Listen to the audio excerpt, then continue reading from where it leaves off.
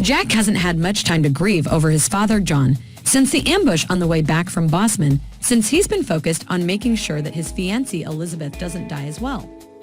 When he finally leaves her side, he checks on his great-uncle Jacob Harrison Ford to see how he is doing since he, too, suffered from some nasty wounds. The camera lingers on Jack's face as he observes Jacob through the doorway, and we can tell that his attitude is not one of pity or even admiration for Jacob's fortitude. He didn't survive multiple gunshot wounds. Instead, it's a concoction of regret and bitterness. Before continuing, we request you please subscribe our channel TAV Recap and click on bell icon button for more latest videos on time. Does Jack hold Jacob responsible for bringing the war to their front door? They could have avoided much pain if Jacob had simply hanged Banner, Creighton, and the others who attacked them in episode 2. John and Elizabeth's father would also still be alive. The reason Jacob gave Creighton a chance to survive, as he later revealed to a dubious Jack, was so that he could tell people about how powerful the Duttons are. Has Jack lost faith in Jacob's management style now that that strategy has disastrously backfired? For the time being, it appears that he wants to continue fighting for it because he is eager to steal back the cattle Creighton had taken. Could Jack and Elizabeth, however, ultimately opt to leave the ranch in favor of a quiet life? In this episode, there were further hints regarding the origins of the contemporary Dutton family. Spencer and Alex decide to read all of Spencer's unread letters from his family in Montana.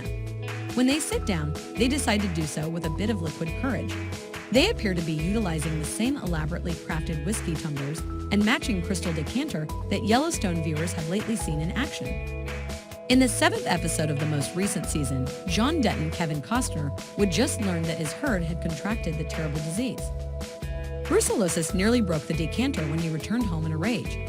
From the couch, Beth Kelly Riley remarks that is 100 years old and belonged to your grandfather break another object. Although Beth's remark didn't seem significant at the time, it now seems to corroborate a theory that 1923 viewers have been speculating about for a while.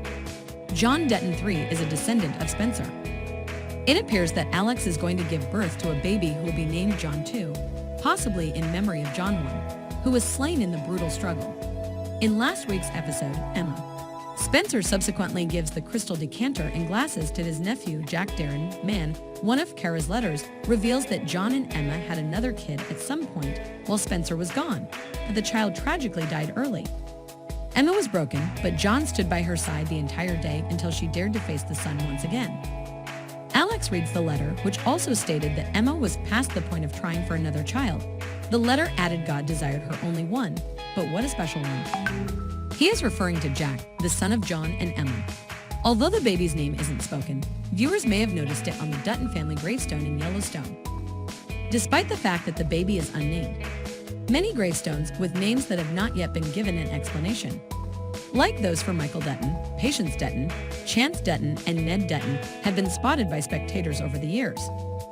We might discover more about this tragedy and how it affected the family later on in the episode.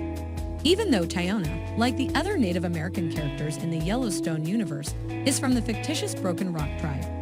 Just like in many actual indigenous groups, Hare is revered and is connected to her cultural identity.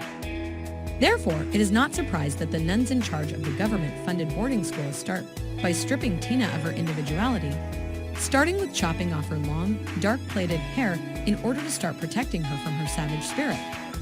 It's difficult to avoid recalling the scene from the most recent season of Yellowstone in which Monica shaved her own hair off to express her grief over the loss of her newborn son. Tuna, however, has reached her breaking point because this has been done against her choice. Later that evening, she makes the decision to finally leave the school, and since her hair is no longer, she decides to armor herself with war paint, another form of creative expression that ties her to her neighborhood. This is drawn across her face as she gathers the courage to extract Sister Mary's vengeance before fleeing into the night.